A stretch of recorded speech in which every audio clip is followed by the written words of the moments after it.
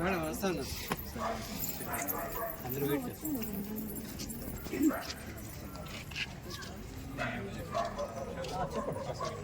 చెప్పండి మేడం గ్రామ సర్పంచ్ గారికి, ఇక్కడ హాజరైనటువంటి ఆరోగ్య సిబ్బంది అందరికీ, మరి గ్రామ కన్న కార్యక్రమం అందరికీ తెలుసు. ఇది మన రాష్ట్రం ఎంతో ఇంపార్టెంట్ ఈవెంట్గా కండక్ట్ చేసినటువంటి జగనన్న ఆరోగ్య సురక్ష 2వ విడత కార్యక్రమం ఇప్పుడు జరుగుతున్నది. దీన్ని మన గ్రామ ప్రజలందరూ సద్వినియోగం చేసుకోవాలని ఈ సచివాలయ సెక్రటరీగా అందరికీ నా తరఫు నుంచి విన్నవించుకుంటున్నాను. ప్లస్ ఇక్కడ ఈరోజు ఈవినింగ్ ఆఫీస్ బ్యాలెన్స్ ఎక్కడన్నా ఇంటి దగ్గర ఉన్న వాళ్ళు మీరు వెళ్ళిన తర్వాత వాళ్ళు కూడా ఇక్కడ పంపించి, ఇక్కడ క్వాలిఫైడ్ డాక్టర్స్ గారు వచ్చున్నారు. ఈ ఫెసిలిటీ మీకు యాక్చువల్గా దొరకదు. వచ్చి మీ బీపీ షుగర్ కానీ ప్లస్ మీకు ఎటువంటి ఆరోగ్య సమస్యలు ఉన్నా ఇక్కడ వచ్చినటువంటి డాక్టర్ గారికి తెలియపరిచి వాళ్ళ సజెషన్స్ తీసుకోండి. ఇక్కడే వాళ్ళ పరిష్కారం ఉండకపోవచ్చు, ఎందుకంటే ఇక్కడ జస్ట్ మనం టెంపరీ ప్రోగ్రామ్ క్యాంప్ అన్నమాట. వాటికి వాళ్ళు ఏదో చెప్తారు సజెషన్, పలానా చోటుకి వెళ్ళాలా, లేకపోతే మా ఫోన్ నెంబర్ ఇస్తాము, ఏదో సజెషన్ ఇస్తారు. కాబట్టి వాటిని మీరు ఉపయోగించుకోవాలని నా తరఫు నుంచి మిమ్మల్ని కోరుతున్నాను. Okay, thank you.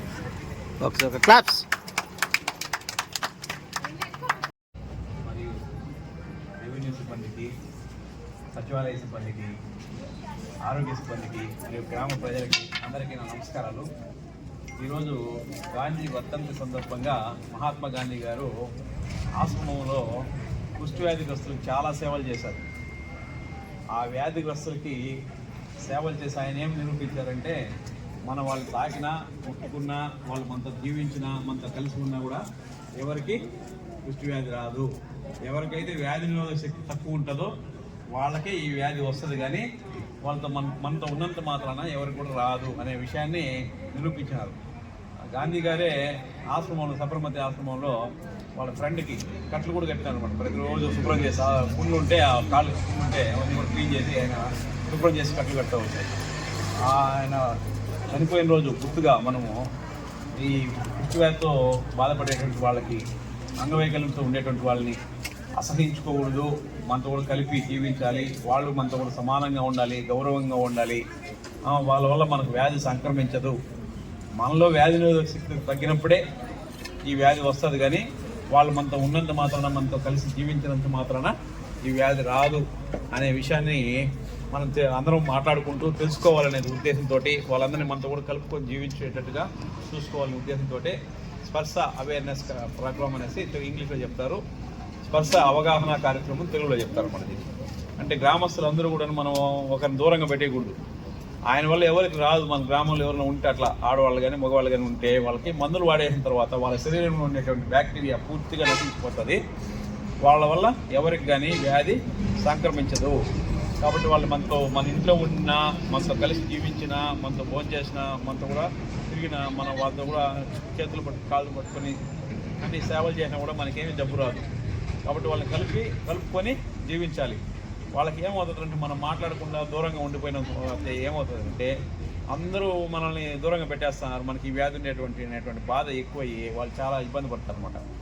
యాక్చువల్గా మనకైతే ఆ విధంగా ఏమీ రాదు, కానీ మనం భయంతో వాళ్ళని దూరంగా పెడుతున్నాము. అది ఇప్పుడు పూర్తిగా ఉండకూడదు. ఆ విధంగా మనతో సమాజంలో కలుపుకొని వాళ్ళని కూడా గౌరవంగా జీవించే విధంగా మనతో కలుపుకొని జీవించాలి. ఎందువల్లంటే వాళ్ళ వల్ల మనకు ప్రమాదం లేదు.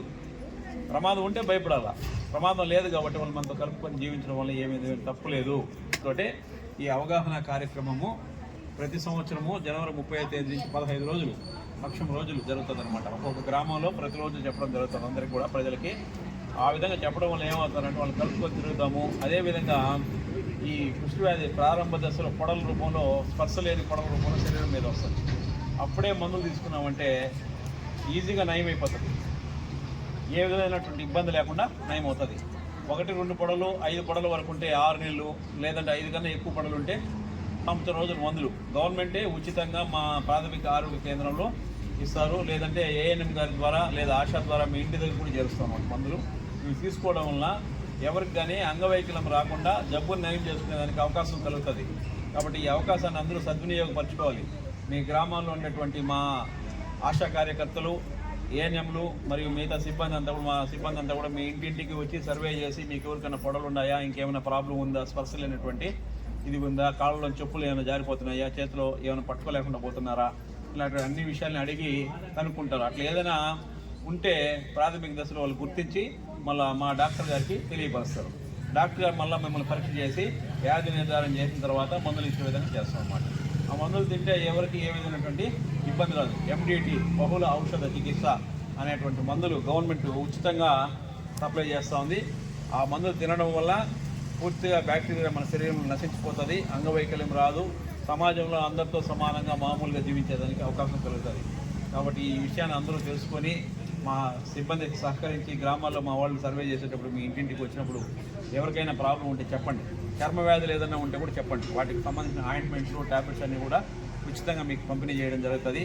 అదే కాకుండా ఈరోజు జరిగేటువంటి జగనన్న ఆరోగ్య సురక్ష కార్యక్రమంలో మీకు సామాన్యమైనటువంటి వ్యాధులు ఏదైనా ఉంటే వాటికి ఇక్కడి నుంచి డాక్టర్ గారు ఏం చేస్తారంటే పెద్ద హాస్పిటల్కి రెఫర్ చేస్తారు. ఆ రెఫరల్ స్లిప్ అంటే రెఫరల్ ఫామ్ తీసుకోవడం వల్ల మీకు రూయ్ హాస్పిటల్లో కానివ్వండి, సిమ్స్ హాస్పిటల్లో కానివ్వండి బాగా శ్రద్ధగా చూసి ఆ జబ్బుకు సంబంధించినటువంటి పూర్తి వివరాలని వాళ్ళు క్లియర్గా మీకు తెలియపరుస్తారు.